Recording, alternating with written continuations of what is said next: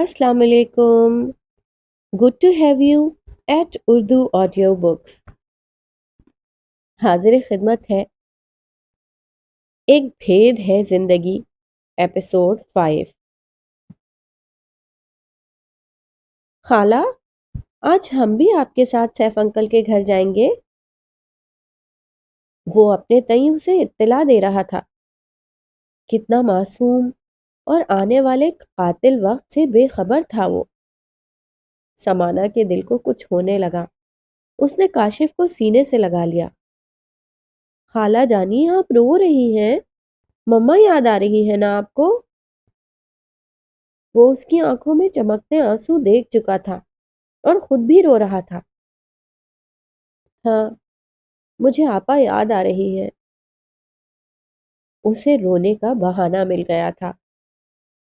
صادقہ اس طرف آئیں تو دونوں کو چپ کروایا. پارلر جانے کا وقت ہو رہا ہے، اشر انتظار کر رہا ہے. جلدی کرو، حمیرہ نے بیگ تیار کر لیا ہے. تم یوں بچوں کی طرح رو رہی ہو، ان بچوں کا حوصلہ بھی ٹوٹ جائے گا. اب تم ہی ان کا سب کچھ ہو اور اس طرح تو تم انہیں بھی کمزور کر دو گی. اٹھو، جلدی کرو. انہوں نے نرمی سے اسے ٹوکا اور کاشف کو بھی چپ کرایا. اشر اسے اور حمیرہ کو پارلر چھوڑ کر چلا گیا. خلاف معمول وہ چپ چپ سا تھا. حمیرہ کی تفصیلی باتوں کا ہوں ہاں میں جواب دیتا رہا. پین اس کے ہاتھ میں تھا، نکاح نامہ سامنے تھا. اس نے ذرا کی ذرا نگاہیں اٹھا کر اپنے ارد گرد موجود چہروں کو دیکھا. فیصلے کا اختیار ابھی اس کے ہاتھ میں تھا. ناظمہ آنٹی اور انجم انکل کا خوشی سے چمکتا چہرہ، سیف کی آنکھوں سے پھولتی مسرت، کاشف اور لائبہ کا اشتیاق، صادقہ چچی کا اطمینان. وہ کس کس چہرے کا بھروسہ توڑتی. کانپتے ہاتھوں سے اس نے سائن کیا. یہ جوا تو اسے کھیلنا ہی تھا. سب انجم انکل کو مبارکباد دے رہے تھے. ساگر سے صحرا بننے تک، ساگر سے صحرا بننے تک جانے کیا کچھ کھو جاتا ہے. ماں منجھی کشتی لے اڑتا ہے، پانی میلا ہو جاتا ہے. چاند ٹھٹر کر مر جاتا ہے، موسم تھک کر سو جاتا ہے. پنچھی اپنی راہ ہو لیتے ہیں، پنجرہ خالی ہو جاتا ہے. آنکھیں میری خالی پنجرے، چھوڑیے ان میں کیا رکھا ہے. سب کھانا کھا رہے تھے. حمیرہ اس کے ساتھ بیٹھی، اس کے نا نا کرنے کے باوجود اسے چکن بروسٹ کھلا رہی تھی. تھوڑا سا کھانے کے بعد اس نے حمیرہ کا ہاتھ روک دیا. ابھی رخصتی میں وقت باقی تھا جب انہیں زور زور سے رونے اور چیخیں مارنے کی آواز آئی. حمیرہ دہل گئی. جانے کیا ہو گیا تھا. وہ صورتحال جاننے کے لیے آوازوں کی سمت چلی گئی. سمانا پریشانی سے اس طرف دیکھ رہی تھی جدھر حمیرہ گئی تھی. آمنہ چچی سینہ کو بھی کر رہی تھی. ابھی ابھی ذیشان کے دوست کا فون آیا تھا. اس نے خودکشی کی کوشش کی ہے. جس دن سے سمانا کے رشتے کی بات چلی تھی وہ تب سے پریشان اور پرمجدہ رہتا تھا. کل جب سے وہ سمانا کے پاس سے ہو کر گیا تھا، اپنا کمرہ لاک کیے اندر پڑا تھا. آمنہ جوان بچے کی یہ حالت دیکھ دیکھ کر کڑھ رہی تھی. وہ بیٹی کو لے کر سیدھی میرج ہال آ گئی تھی. ذیشان اپنے کمرے میں تھا اور پیچھے پتہ نہیں کیا ہوا اور اب فون آ گیا تھا. ذیشان کے دوست نے انہیں ہاسپٹل پہنچنے کی فوراً ہدایت کی تھی. خوشیوں بھرا ماحول سوگوار ہو گیا تھا. سارے مرد اسی وقت چلے گئے. سمانا ناظمہ آنٹی کے ساتھ رخصت ہو کر سیف کے گھر آ گئی. سیف اور ڈاکٹر انجم بھی ہاسپٹل گئے ہوئے تھے. ذیشان کی حالت سیریس تھی. سمانا خود کو مجرم تصور کر رہی تھی اور ناظمہ الگ پریشان تھی. رات کے 11 بج گئے. ڈاکٹر انجم اور سیف میں سے کوئی واپس نہیں آیا. سمانا کو عجیب سے وسوسے ستا رہے تھے. اس نے کپڑے بدل کر میک اپ صاف کیا، ساری جیولری اتاری، کھلے بالوں کی سادہ سی چوٹی بنائی. آنٹی، میں ذیشان کو دیکھنے ہاسپٹل جاؤں؟ اس نے ہچکچاتے ہوئے پوچھا تو انہوں نے کچھ سوچ کر اجازت دے دی۔ پر سیف تو پہلے ہی ہاسپٹل میں ہے، کس کے ساتھ جاؤ گی؟ میں چوکیدار کے بیٹے کو ساتھ لے جاتی ہوں۔ اچھا ٹھیک ہے۔ حالانکہ ان کی مرضی تھی کہ وہ سیف کو بلواتی اور وہ اس کے ساتھ جاتی، مگر اسے روکنا انہیں مناسب نہیں لگا۔ وہ ہاسپٹل گئی تو آمنہ چچی نے کاٹ دار غصیلی نگاہوں سے اس کی طرف دیکھا۔ سیف کے چہرے پر حیرانی تھی، جیسے اسے کسی مان کے ٹوٹنے کا دکھ ہو۔ تم کیوں آ گئی ہو رات گئے؟ صادقہ چچی نے ذرا الگ لے جا کر اسے احساس دلایا۔ چچی ذیشان کی کنڈیشن اتنی سیریس ہے، مجھ سے رہا نہیں گیا۔ آنٹی کاشف اور لائبہ کے پاس ہے، ورنہ وہ میرے ساتھ آتی، مجبوری تھی۔ مستربانہ کیفیت میں انگلیاں مروڑتی وہ انہیں بڑی بے بس سی لگی تو انہوں نے اسے مزید ڈانٹنے کا ارادہ ملتوی کر دیا۔ کافی دیر گزر گئی تھی۔ صادقہ نے سیف سے کہا کہ وہ اسے گھر لے جائے۔ وہ پارکنگ سے گاڑی نکالنے چلا گیا اور صادقہ اسے خود گاڑی تک چھوڑ کر گئی اور ہزاروں نصیحتیں بھی کی۔ اللہ سے خیر مانگو، آئندہ اس طرح مت آنا، شادی شدہ ہو تم اب۔ سیف ڈرائیونگ سیٹ کے ساتھ والا فرنٹ ڈور کھول چکا تھا۔ وہ پیچھے بیٹھ گئی تو صادقہ نے پھر ٹوکا۔ وہ سنی انسنی کر گئی۔ انہوں نے کچھ پڑھ کر اس پر پھر پھونکا اور پھر سیف کی طرف رخ کیا۔ اب تم کل آنا، ویسے بھی رات کافی زیادہ ہو گئی ہے، تم تھک گئے ہو، ذرا آرام کر لینا۔ ہونا تو وہی ہے جو مقدر میں ہے، انجم بھائی بھی یہی ہے۔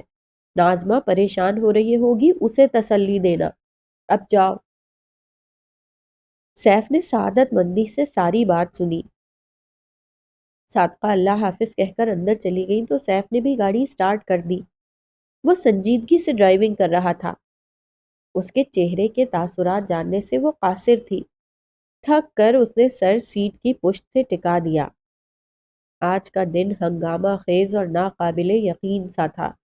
وہ تو ذیشان کی کل والی باتوں پر پریشان اور بے چین سی تھی، اوپر سے آج یہ واقعہ ہو گیا تھا۔ آمنہ چچی اسے جس طرح گھور رہی تھی، جانے کسی اور نے بھی نوٹ کیا تھا یا نہیں، پر اسے وہ نگاہیں اندر تک کاٹ گئی تھی۔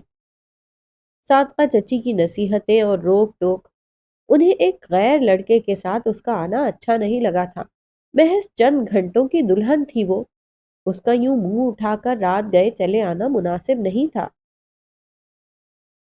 گاڑی گیٹ کے آگے رکی۔ سیف نے ہارن دیا تو وہ اپنے خیالوں کی وادی سے نکلی۔ چوکیدار مستعد بیٹھا تھا۔ نازمہ انہی کا انتظار کر رہی تھی۔ اسے سیف کے ساتھ دیکھ کر انہوں نے سکون کا سانس لیا۔ آنٹی، کاشف اور لائبہ سوئے ہوئے ہیں، جاگے تو نہیں؟ سب سے پہلے اس نے انہی کا پوچھا تو سیف نے رخ موڑ کر اسے دیکھا۔ وہ کتنی پریشان لگ رہی تھی۔ ہاں، وہ سوئے ہوئے ہیں۔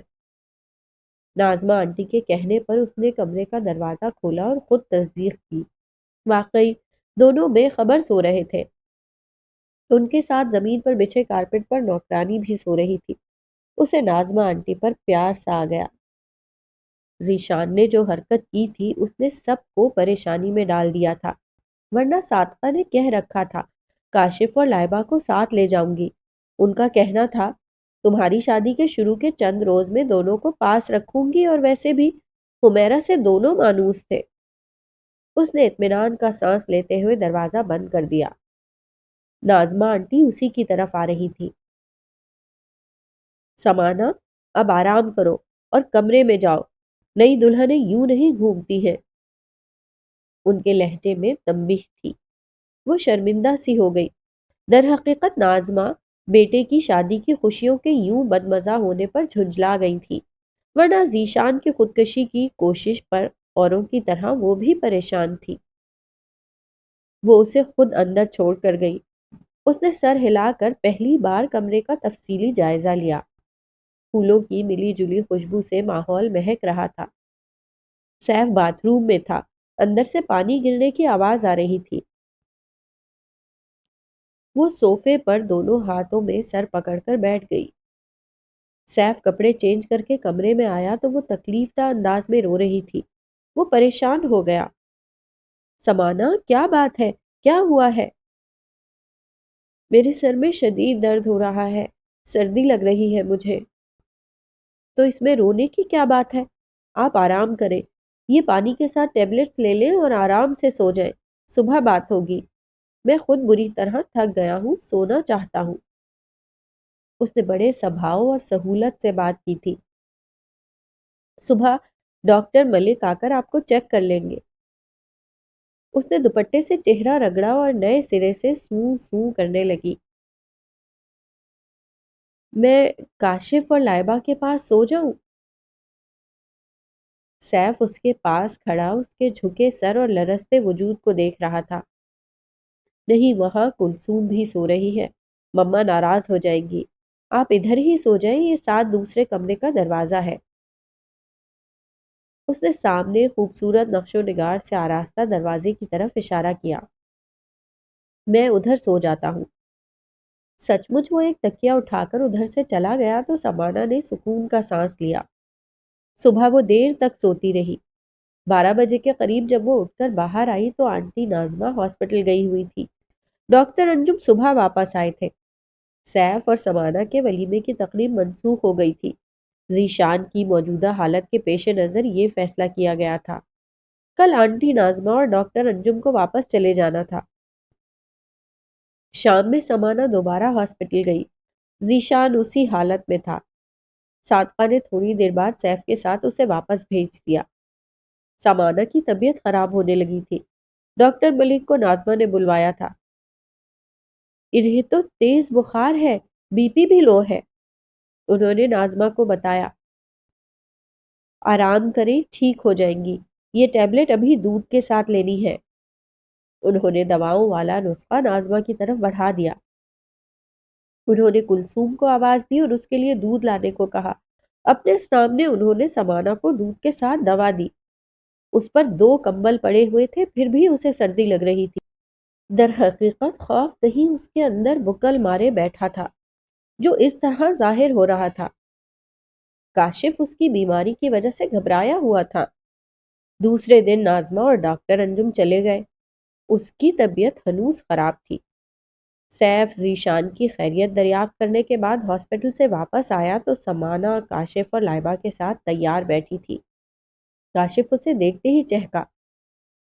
انکل، ہم گھر جا رہے ہیں، آپ بھی جائیں گے؟ لائبہ نے پوچھا۔ میں ذرا گھر جا رہی ہوں، یہ دونوں ضد کر رہے ہیں، کہہ رہے ہیں ہم اپنے گھر کو مس کر رہے ہیں۔ اس نے سفید جھوٹ بولا۔ ٹھیک ہے، میں بھی ساتھ چلتا ہوں۔ سمانا پریشان نظر آنے لگی۔ سیف نے توجہ نہیں دی ورنہ وہ ضرور نوٹ کرتا۔ اسے بچوں کے ساتھ چھوڑ کر وہ واپس چلا گیا تو سمانا نے سکون کا سانس لیا۔ 4 دنوں کے درمیان وہ کتنی الجھی الجھی سی رہی تھی۔ آج رہائی کا احساس ہو رہا تھا۔ اس رہائی کے احساس سے وہ بمشکل ایک دن خوش رہ پائی تھی کہ صادقہ چچی آ پہنچی۔ بچوں کے سامنے تو اسے کچھ نہیں کہا، البتہ بعد میں اسے اچھی طرح سمجھایا۔ بیٹی، اس گھر میں کیا ہے؟ تحفظ کا احساس تک نہیں ہے۔ تم کیوں بھول گئی ہو یہاں کس طرح تم نے خوف کے عالم میں گولیاں چلنے کے بعد جو دن گزارے ہیں؟ دشمن کو کبھی کمزور مت جانو۔ اب تم شادی شدہ ہو، تمہارا ایک گھر ہے۔ اگر یہاں آنا ہے تو چند گھنٹوں کے لیے آؤ اور پھر لوٹ جاؤ۔ تمہاری وجہ سے ناظمہ پریشان تھی، ایئرپورٹ پر بھی بار بار مجھے تمہارا خیال رکھنے کی تاکید کر رہی تھی۔ ذیشان کل ڈسچارج ہو کر گھر آ رہا ہے۔ یہ فرض انجم بھائی ہمیں سونپ کر گئے ہیں۔ تم اب گھر جاؤ اور پرسوں کے لیے تیاری کرو۔ کاشف اور لائبہ میرے ساتھ جائیں گے۔ حمیرہ بھی انہیں مس کر رہی ہے۔ 5-6 روز کے بعد میں چھوڑ جاؤں گی۔ ان کا لہجہ بہت مضبوط تھا۔ سمانا کو ایک بھی لفظ کہنے کی جرت نہ ہوئی۔ اپنے کہنے کے مطابق وہ سمانا کو چھوڑ کر بچوں کو لے گئی۔ سیف گھر میں تھا۔ صادقہ کافی دیر اس کے پاس بیٹھی رہی۔ بیٹا، سمانا کا خیال رکھنا اور محسوس مت کرنا ابھی اس کے ناز اٹھوانے کے دن ہے۔ ناز ہی تو اٹھا رہا ہوں۔ 6 روز سے اور برداشت الگ کر رہا ہوں۔ بس حالات ہی ایسے ہو گئے تھے۔ ذیشان کی خودکشی نے ہم سب کی مت مار دی تھی۔ اب پرسوں ولیمہ ہے، تمہارے انکل نے سب کو اطلاع کر دی ہے۔ ہاں آنٹی، مجھے پتا ہے۔ اور یہ اشر کہاں غائب ہے پرسوں سے؟ کہتا ہے کام میں بزی ہوں۔ اچھا میں اب چلتی ہوں، کل آؤں گی۔ سمانہ کا خیال رکھنا۔ جاتے جاتے وہ پھر پلٹ آئی۔ ابھی اس پر ماحول کی اجنبیت طاری ہے، بالکل نئے گھر میں آئی ہے۔ تمہیں کیا پتا لڑکی کے لیے پرائے لوگوں اور گھر سے ناتا جوڑنا کتنا مشکل ہوتا ہے، یہ تم کسی نئی نویلی دلہن سے پوچھو۔ سمانہ آہستہ آہستہ ایڈجسٹ ہو جائے گی۔ مجھے اپنا زمانہ یاد آ گیا ہے۔ شادی کے بعد دن میں کئی بار میکے والوں کو یاد کر کے روتی تھی۔ ماضی میں جھانکتے ہی ان کے لبوں پر مسکراہٹ آ گئی۔ نامحسوس انداز میں انہوں نے سیف کے ذہن میں پائے جانے والے ابہام دور کرنے کی کوشش کی تھی۔ صادقہ کے جانے کے بعد سمانہ لان میں بنے سنگی بینچ پر آ کر بیٹھ گئی، مگر کچھ منٹ بعد ہی اٹھ کر عقبی دیوار کے پاس آ گئی۔ یہاں سے کسی کے بھی دیکھ لیے جانے کا امکان نہیں تھا۔ وہ آرام سے آئندہ کے لیے لاہ عمل تیار کرنا چاہتی تھی۔ کافی دیر گزر گئی تھی۔ وہ دیوار کے پاس سے ہٹ آئی۔ سیف کی ادھیڑ عمر ملازمہ کلثوم اسے بلانے اسی طرف آ رہی تھی۔ سیف کھانے پر اس کا انتظار کر رہا تھا۔ کلثوم کھانے کے دوران وہی موجود رہی اور سمانہ کو ایک ایک چیز پیش کرتی رہی۔ اسے کھانا حلق سے اتارنا محال لگ رہا تھا۔ سیف خاموشی سے پلیٹ پر جھکا کھانا کھاتا رہا۔ فون کی گھنٹی بج رہی تھی اور وہ کھانا چھوڑ کر فون سننے چلا گیا۔ ہیلو، وہ ماؤتھ پیس پہ بولا۔ دوسری طرف وہی گہری گہری سانسوں کی آواز تھی۔ کوئی کچھ نہیں بول رہا تھا۔ خاصی دیر بعد آواز آئی تو یوں جیسے کوئی سخت تکلیف کے عالم میں بول رہا ہو، اور اس کے ساتھ ہی فون بند ہو گیا۔ اس نے ریسیور کینڈل پر رکھ دیا۔ اس کی شادی کے بعد سے یہ پراسرار ٹیلی فون کالز آ رہی تھی۔ اس نے نمبر چیک کروایا۔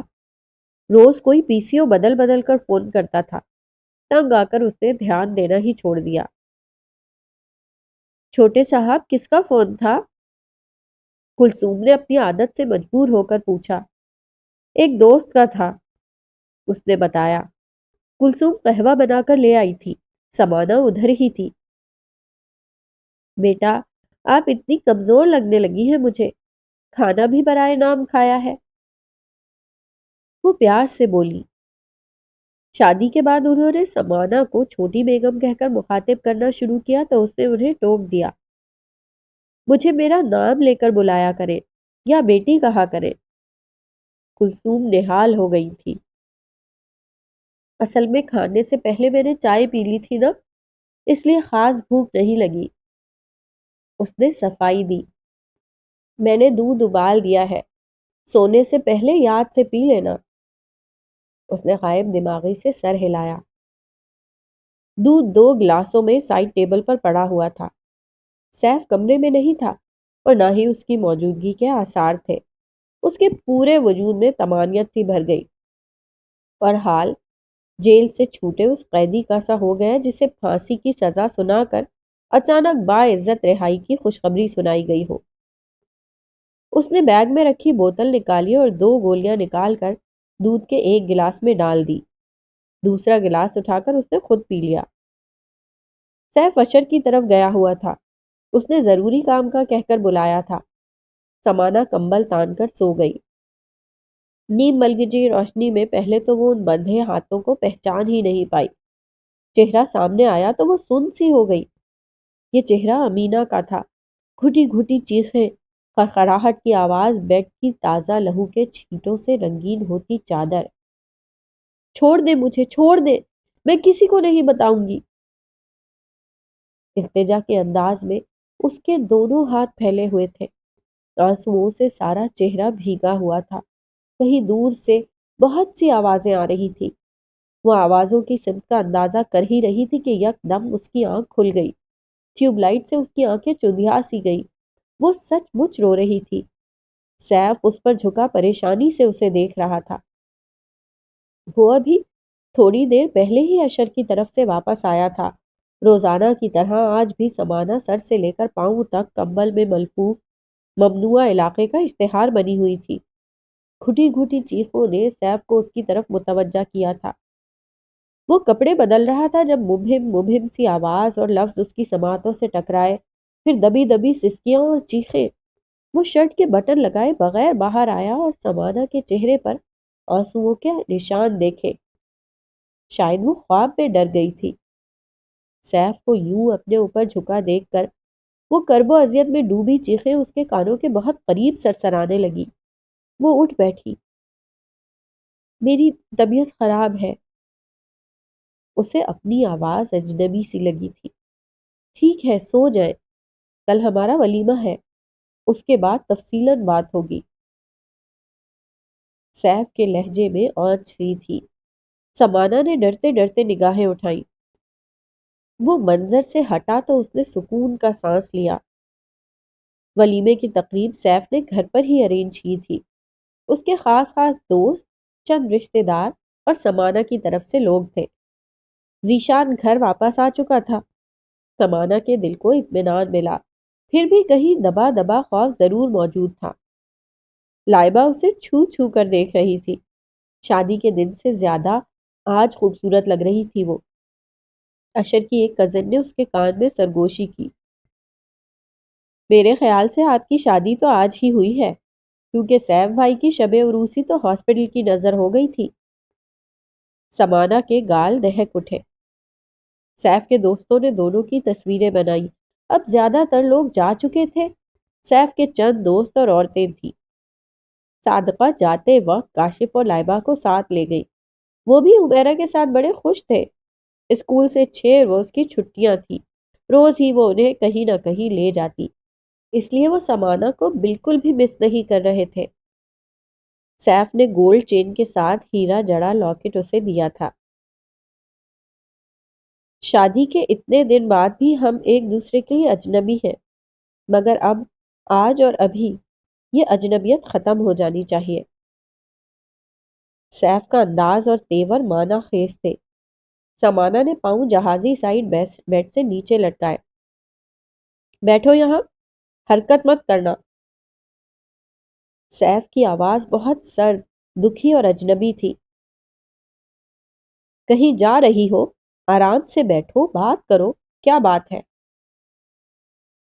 اس بار سیف بڑے دوستانہ انداز میں بولا، ساتھ ہی اس نے بڑی اپنائیت سے اس کے شانے پر دباؤ ڈال کر اسے نیچے اترنے سے باز رکھا، پر وہ تو یوں اچھلی جیسے بجلی کا ننگا تار اس کے جسم سے مس ہو گیا ہو۔ دیکھیں، مجھے ہاتھ مت لگائیں، دور رہیں مجھ سے۔ اس کی آواز سخت تھی۔ سیف کی آنکھیں غصے سے دہک اٹھی۔ آپ نے مجھے کاٹ کا الو یا پھر کوئی بے جان چیز فرض کر لیا ہے؟ میں نے ابھی تک آپ سے اس گریز یا سہمے ہوئے رویے کا سبب نہیں پوچھا۔ پچھلے 3-4 روز میں یہی سمجھتا رہا کہ آپ کی طبیعت واقعی زیادہ خراب ہے۔ دیکھ کر ہی مجھے ترس آ جاتا، مگر آج ابھی آپ کو بتانا پڑے گا کہ یہ سب کیا ہے۔ ہماری شادی دنیا کی انوکھی شادی تو ہے نہیں، جو میرے ساتھ یہ امتیازی واقعات پورے 1 ہفتے سے پیش آ رہے ہیں۔ میں جہاں ہوتا ہوں آپ وہاں سے ہٹ جاتی ہیں، جیسے میں کوئی آدم خور افریت ہوں۔ یہ میری شرافت کی انتہا سمجھ لیں کہ میں نے ابھی تک آپ پر کوئی حق نہیں جتایا۔ یوں لگتا ہے جیسے میری بیوی کے بجائے آپ لا تعلق ہستی ہیں۔ آج اشر کی ایک کزن نے ہنسی ہنسی میں مجھے جتا بھی دیا۔ میں نے کس طرح انہیں مطمئن کیا ہے مجھے ہی پتا ہے۔ مما کہتی ہیں آپ نئی نئی اس گھر میں آئی ہیں، اس لیے اجنبیت کا خول اترنے میں وقت تو لگے گا۔ میری کزن کی ڈولی میرے سامنے آئی تھی۔ شادی کے دوسرے دن وہ پورے گھر میں چہکتی پھر رہی تھی، جیسے برسوں سے وہیں رہتی آ رہی ہو۔ نہیں سمانا، یہ اجنبیت نہیں ہے۔ بہرحال جو کچھ بھی ہے آپ اس کا جواب دیں گی۔ اگر جواب سچا ہوا تو پرسکون نیند سو سکیں گی، ورنہ جو ہوگا میری مرضی سے ہوگا۔ اس کے تیور جارحانہ لگ رہے تھے۔ سمانہ کی نگاہ نے جھکے جھکے پورے کمرے کا سفر طے کیا۔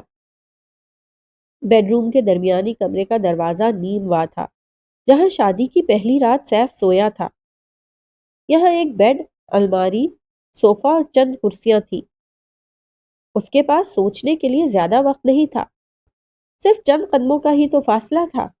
اس طرح وہ محفوظ رہ سکتی تھی۔ اسے اچھی طرح پتا تھا یہ دن بھی آنا ہے۔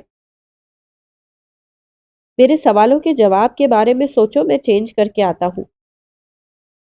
وہ وہاں سے ہٹا تو سمانا اٹھی۔ اس کی کلائیوں میں سجی چوڑیوں نے شور مچایا تو وہ ڈر سی گئی۔ دبے قدموں چلتی سامنے کھلے نظر آنے والے دروازے سے وہ اندر آئی اور بڑی اجلت سے لاک میں چابی گھمائی، پھر ٹٹول کر لائٹ جلائی۔ سیف چینج کر کے باہر آیا تو وہ وہاں نہیں تھی۔ مرکزی دروازہ اندر سے بند تھا۔ وہ کہاں ہو سکتی تھی؟ کمرے کا درمیانی دروازہ مکمل طور پر بند نظر آ رہا تھا۔ اس کے ذہن سے جواب موصول ہوا، وہ یہی ہے۔ لاک گھمانے سے اس جواب کی مکمل طور پر تصدیق بھی ہو گئی۔ ایک دو بار اس نے سمانا کو بلایا تو وہ خوفزدہ نگاہوں سے ادھر ادھر دیکھ کر رہ گئی۔ سیف بہت الجھا ہوا تھا۔ سمانا کا مبہم اور پراسرار رویہ، اجنبی ٹیلی فون کالز، اسے دیکھتے ہی سمانا کا سمٹ جانا اور طبیعت کی خرابی کا بہانہ کرنا۔ وہ کسی بھی سوال کا جواب ڈھونڈنے سے قاصر تھا۔ کوئی ایسی توجہ بھی تو نہیں تھی جسے بتا کر وہ خود کو مطمئن کرتا۔ سمانا کا یہ رویہ اسے سچ مچ جھنجھلاہٹ میں مبتلا کر رہا تھا۔ سمانا صاحبہ، صبح ہونے دیں۔ میں کوئی پراسراریت باقی نہیں رہنے دوں گا اور نہ ہی اپنی شرافت سے کسی کو ناجائز فائدہ اٹھانے دوں گا۔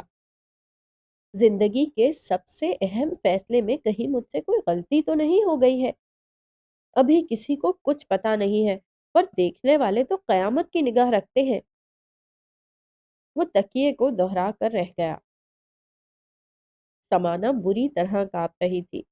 ابھی کچھ دیر پہلے وہ نرم گرم بستر کی آغوش میں تھی، پر اب سردی پوری طرح محسوس ہو رہی تھی۔ آدھی آستینوں والی لہنگے کی چولی اور کامدار دوپٹہ کہاں تک سردی کا بچاؤ کر سکتے تھے؟ آتش دان سامنے تھا، اگر ماچس ملتی تو وہ جلا لیتی۔ اس نے سارے کمرے میں ممکنہ جگہوں پر ماچس اور سیف کا لائٹر ڈھونڈا، ہوتا تو ملتا نا۔ اب باقی رات صبر شکر کر کے گزارنی تھی۔ سکڑ سمٹ کر وہ صوفے پر بیٹھ گئی۔ ادھر ادھر اچھی طرح بیڈ شیٹ لپیٹی ہوئی تھی۔ بے اختیار ایک چھینک آئی تو اس نے منہ پر ہاتھ رکھ لیا۔ اس کے بعد تو نہ رکنے والا سلسلہ شروع ہو گیا۔ مسلسل پانی بہہ رہا تھا۔ یہی حال ناک کا تھا۔ ایک ثانیے کے لیے اس کا جی چاہا کہ باہر نکل کر دوسری طرف موجود پرسکون و پر حرارت کمرے میں چلی جائے، سیف سے انسانیت کے ناطے مدد مانگے، پر دل و دماغ میں جنگ سی چھڑ گئی۔ دل ہاں اور دماغ انکار میں جواب دے رہا تھا۔ اسے سیف کے درشت تیور اچھی طرح یاد تھے۔ اس وقت اس کی آمد کا اسے اچھی طرح اندازہ تھا۔ حفاظتی تدابیر بھی اپنے طور پر کر لی تھی۔ اسے اس بات پر حیرت تھی، آج سے پہلے 7 روز تک ایک بار بھی سیف نے مردانگی نہیں جتائی تھی۔ وجہ اس کی طبیعت کی خرابی یا کچھ بھی رہی ہو، وہ خاموش رہا تھا۔ شادی کا پہلا دن تو ہاسپٹل کی نظر ہو گیا تھا۔ آئندہ آنے والے دنوں میں اس کے پاس طبیعت کی خرابی کا بہانہ تھا۔ وہ خاموشی سے اس کا جائزہ لینے کے بعد سو جاتا، پر آج حساب کتاب کا دن تھا۔ کاش کہیں سے تھوڑی سی حرارت میسر آ جائے۔ اس دعا کے ساتھ ہی اسے ہنسی آ گئی، دل گرفتہ اور ٹوٹی ہوئی سی ہنسی۔ اسے یہ رات قیامت کی رات لگ رہی تھی، کسی طرح گزرنے میں ہی نہیں آ رہی تھی۔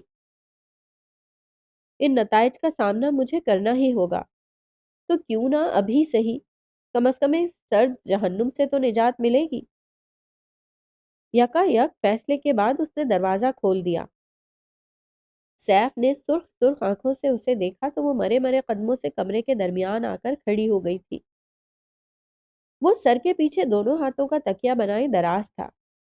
اسے پورا یقین تھا کہ سردی جب اس کے لیے ناقابل برداشت ہو جائے گی تو وہ ضرور باہر آئے گی، کیونکہ کل جب نوکرانی صفائی کر رہی تھی تو اس نے فالتو چیزیں باہر نکالنے کو کہا تھا۔ نوکرانی نے دھوپ لگانے کی غرض سے کمبل بھی وہاں سے ہٹا دیا تھا۔ سیف اپنے سوالوں کے ممکنہ جواب سوچتے سوچتے جھنجھلا رہا تھا۔ اس عالم میں کہاں نیند آتی؟ وہ کمبل ہٹا کر نیچے اترا اور سمانا وہیں رک گئی۔ دیکھیں، میرے قریب مت آئیں، اس نے اپنی بھرائی ہوئی آواز میں کہا تو سیف کو اپنا غصہ چھپانا دشوار لگنے لگا۔ تم اتنی حسینہ عالم بھی نہیں ہو کہ ہاتھ لگاتے ہی موم ہو جاؤں گا۔ اس نے الفاظ کو خوب جمع جمع کر اور کچل کر ادا کیا تو سمانا نے ناقابل یقین سی حرکت کی، وہ اس کے قدموں میں گر گئی۔ فار گاڈ سیک، مجھے مت ہاتھ لگائیں۔ اگر آپ میں ذرا سی بھی انسانیت ہے یا مجھ سے ذرا بر بھی لگاؤ ہے تو اس پر ضرور غور کریں۔ آپ کو اللہ کا واسطہ مجھ سے دور رہے، مجھے میرے حال پر چھوڑ دیں۔ وہ زارو قطع رو رہی تھی۔ سیف نے بڑی مشکل سے اس سے اپنے پاؤں چھڑائے۔ در حقیقت سمانا کو یوں اپنے قدموں میں پڑے دیکھ کر اسے بے حد افسوس ہو رہا تھا۔ اس کی اس حرکت پہ بے اختیار سمانا کو ملامت کرنے کو جی چاہ رہا تھا۔ اب تو اس کے لیے وہ ایک پراسرار معمہ بن گئی تھی۔ اٹھو یہاں سے اور اوپر بیٹھو، ٹھنڈ لگ جائے گی۔ مجھے آرام سے بتاؤ اس جملے کا محرک کیا ہے؟ وہ بے حد ٹھنڈے لہجے میں بولتا دور ہٹ گیا۔ میں آپ کے قابل نہیں ہوں۔ وہ سناٹے میں آ گیا۔ مجھے میرے حال پر چھوڑ دیں، ایک کونے میں پڑا رہنے دیں۔ اگر آپ مجھے زندہ دیکھنا چاہتے ہیں تو مجھے میرے حال پر چھوڑ دیں۔ وہ رک رک کر بول رہی تھی۔ وہ سر تھامے بیٹھا تھا، کہیں وہ مذاق تو نہیں کر رہی تھی؟ مگر اس کے اثرات میں کسی مذاق کا شائبہ تک نہیں تھا۔ شادی اور اس تعلق کے حوالے سے میرے ذہن میں خوف چھپا بیٹھا ہے، اس لیے میں خود کو شادی کے قابل نہیں سمجھتی ہوں۔ میں نے صرف کاشف اور لائبہ کے تحفظ کے لیے یہ شادی کی ہے۔ میں بہت مجبور ہوں۔ کاشف اور لائبہ کی وجہ سے مجبور تھی یا آدھی جائیداد کے لالچ نے مجبور کیا؟ وہ صرف سوچ سکا۔ خیر، کھوج لگا کر رہوں گا، یوں قربانی کا بکرا نہیں بنوں گا۔ وہ غور سے اس کے تاثرات کا جائزہ لے رہا تھا۔ خیر میں اب سونے لگا ہوں، بعد میں اس موضوع پر بات ہوگی۔ اس نے اپنی طرف سے بات ختم کر دی۔ سمانا اس کے سامنے سے ہٹ گئی۔ وہ اندر سے بہت خوش تھی کہ اس نے اتنی آسانی سے میدان مار لیا ہے۔ کاشف اور لائبہ کو اگلے روز صادقہ کے نہ کرنے کے باوجود اس نے بلوا لیا تھا۔ تبدیلی سے دونوں بہن بھائی بہت خوش تھے۔ ان کے اسکول کھل چکے تھے اور صبح سے لگا بندھا معمول شروع ہو جانا تھا۔